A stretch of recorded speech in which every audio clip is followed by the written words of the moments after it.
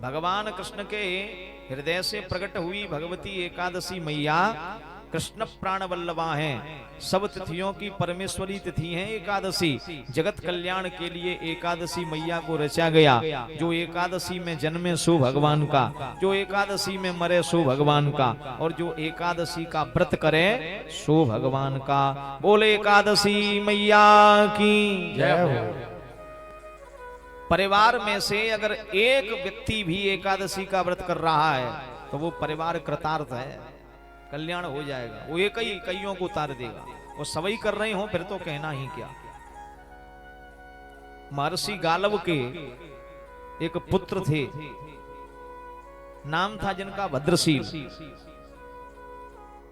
छोटा सा बालक, भगवान में ऐसी रुचि, अभी किशोर अवस्था को भी प्राप्त नहीं किया था, और एकादशी व्रत में इतना संलग्न है कि उस व्रत को करता है और संग के सखाओं को, अपने मित्रों को उपदेश देता है कि भगवान की सेवा, पूजा, आराधना और एकादशी का व्रत यही जीवन का आधार होना चाहिए।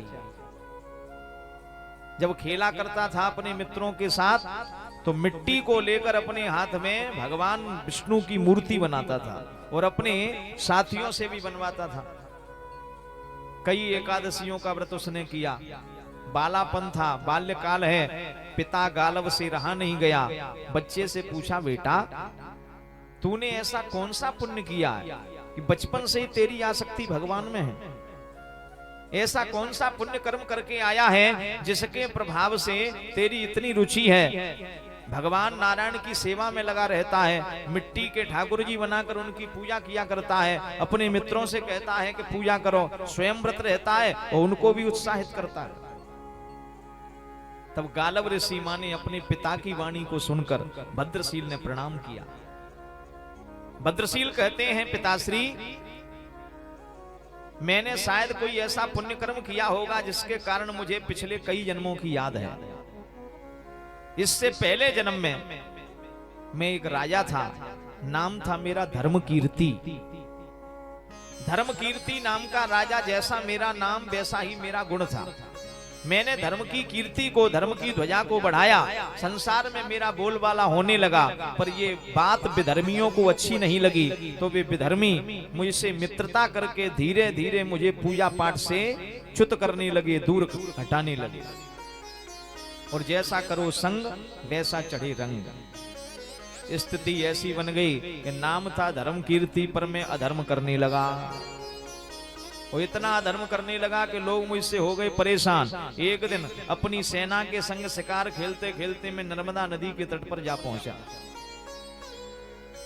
प्यास और भूख से मैं पीड़ित था, पर शिकार खेलते हुए मेरा मन शिकार में ही लगा। न मैंने जल ग्रहण किया, न मैंने भोजन पाया। समय ऐसा धीरे धीरे रात्रि होने लगी। पूरा दिन शाम मुझे वहीं बीत गया। रात्रि का समय था, सुबह से मैंने कुछ पाया नहीं, न जल पिया, निराहार ही रहा। और रात्रि में जागरण करने के लिए नर्मदा नदी के तट पर एकादशी का व्रत करने वाले आ गए, क्योंकि संयोग से उस दिन एकादशी तिथि थी। वो एकादशी में मेरा निराहार व्रत भी हो रहा था और मैं उन सबके संग मिलके बैठ के रात को वहीं जागरण भी करने लगा। एकादशी में जागरण की विशेष महिमा है। जो व्रत करते हैं उनके द्वारा जागरण हो जाए, भगवान नाम संकीर्तन जागरण में हो, फिर तो कहना ही क्या। गालव ऋषि का वह पुत्र भद्रशील कहता है, पिछले जन्म में मैं धर्मकीर्ति नाम का राजा नर्मदा नदी के तट पर जब पहुंचा, निराहार मेरा व्रत हो गया। और रात्रि काल में इतने वहां लोग थे जो एकादशी का जागरण कर रहे थे, मैं भी जागरण करता रहा। पर संयोग से सवेरा होते होते मेरी मृत्यु हो गई। पाप कर्म मैंने किए थे, यम के दूत मुझे बांध के ले गए। यमराज के द्वारे मेरी पेशी भई। यमराज ने कहा चित्रगुप्त से, बताओ इसे क्या यातना देनी चाहिए। चित्रगुप्त ने कहा, महाराज ये यातना देने योग्य नहीं है, ये तो किसी अच्छे कुल में उत्पन्न होने योग्य है। भद्रशील बनकर के ये जाएगा संसार में, क्योंकि इसने दूसरों का कल्याण करने की भावना अब सोच रखी है। पहले ये कल्याण करता था, दूसरों का धर्म की कीर्ति को बढ़ाता था, पर विधर्मियों के चक्कर में पड़ के इसने अपना धर्म नष्ट किया। पर एकादशी का व्रत करने से, जागरण करने से इसकी मृत्यु जब हुई तो इसे तो संसार में किसी धर्मनिष्ठ ब्राह्मण के यहाँ जन्म मिलेगा और ये जगत में लोगों का कल्याण करेगा। इसीलिए भद्रशील बनकर इसे पृथ्वी पर भेजना चाहिए। यमराज ने सुनते ही दौड़कर मेरे चरणों को पकड़ लिया और कहा कि ऐसा एकादशी व्रत निराहार करने वाला कोई भक्त मेरे लोक में आया है, ये मेरा परम सौभाग्य है। भद्रशील कहते हैं अपने पिता गालव ऋषि से, पिताश्री यमराज ने मेरे चरणों को धोया, मुझे सुंदर आसन पर बिठाया, मुझे बारंबार प्रणाम किया और सारे संसार में चयनित करते हुए कि इस बालक का जन्म कहाँ होना चाहिए आपको नियुक्त किया। और हे पिताश्री, आपके यहाँ मुझे पुत्र होने का परम सौभाग्य प्राप्त हुआ। सुनते ही गालव ऋषि की आंखें भर आईं, भद्रशील को हृदय से लगा लिया। बेटा, मुझे क्या पता था एकादशी व्रत की इतनी बड़ी महिमा है कि उस एकादशी व्रत के प्रभाव से मुझे ऐसा भद्रशील नाम का पुत्र जो धर्म में रुचि रखता है प्राप्त हुआ है। संसार में तेरी जय जयकार हो। बोल एकादशी मैया की जय हो।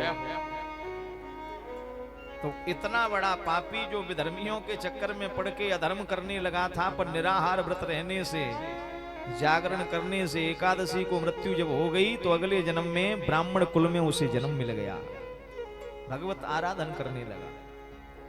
एकादशी व्रत करने वाला 10,000 वर्षों तक तपस्या करने का जो फल है वो सहज में प्राप्त कर लेता है। 88,000 ब्राह्मणों को भोजन कराने का जो फल है वो सहज में प्राप्त कर लेता है। 10 पीढ़ी पिता के वंश की, 10 पीढ़ी पत्नी के वंश की, 10 पीढ़ी माता के वंश की, कुल 30 पीढ़ियों का उद्धार वो एकादशी व्रत करने वाला प्राप्त कर लेता है।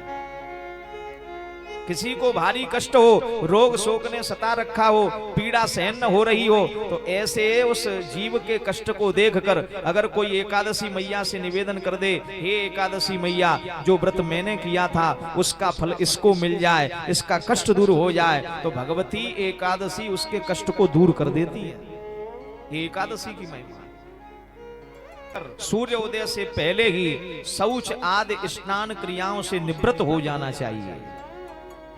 सूर्य के जब दर्शन हो तब आप बिल्कुल नहाए हुए हो, ऐसा न हो कि बिना नहाए सूर्य के सामने आके खड़े हो।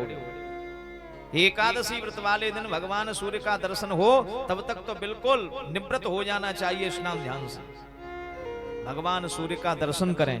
तत्पश्चात अपने इष्ट का आराधन करते हुए संकल्प लेवें कि आज हम भगवान की कृपा से एकादशी का व्रत करेंगे। हे प्रभु, हमारे इस व्रत को निर्विघ्न पूर्ण कर देना। गौ बछड़े का पूजन करें, संत ब्राह्मण को जो बन सके सो अपनी इच्छा से दान करें। और एकादशी के दिन विशेष रूप से अगर कहीं सत्संग हो रहा है, कथा सुनने को मिल रही है, तो चाहे 1 घड़ी को जावे, 24 मिनट को वहां बैठे, पर वहां जाकर कथा सत्संग का लाभ प्राप्त करना चाहिए। कम खाए गम खाए, संभव हो जाए तो निराहार रहे। निराहार का मतलब है जल भी न पिया जाए। और निराहार नहीं रह सकते तो कुछ फलों का सेवन करके फलाहार रहकर उस व्रत को करें। दिन में सुबह नहीं, दिन में सोना नहीं चाहिए एकादशी को। और विशेष रूप से जो व्रत कर रहे हैं उनको तो सोना नहीं चाहिए। भगवान की चर्चा करें, भजन कीर्तन करें, और रात्रि काल में संभव हो सके तो जागरण करना ही चाहिए। और पूरी रात्रि न कर पाओ, भैया अवस्था नहीं है, ऐसी नहीं कर पा रहे हो, तो कम से कम मध्य रात्रि तक तो जागना ही चाहिए। और पूरी रात जगो फिर तो कहना ही क्या। दूसरे दिन द्वादशी में पारण करने के लिए स्नान ध्यान से निवृत्त हो सर्वप्रथम किसी संत ब्राह्मण को अपने घर पर बुलाकर विधिवत उसका चरण प्रक्षालन करते हुए सुंदर आसन पर बिठाकर उसे भोजन खिलाना चाहिए, यथाशक्ति द्रव्य दक्षिणा देना चाहिए। उसके बाद अपने व्रत को खोल लेना चाहिए। ये है एकादशी की महिमा।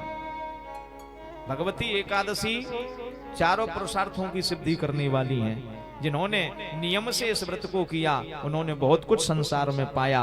बोलिए एकादशी मैया की, राम कृष्ण भगवान की जय। जय श्री राधे श्याम।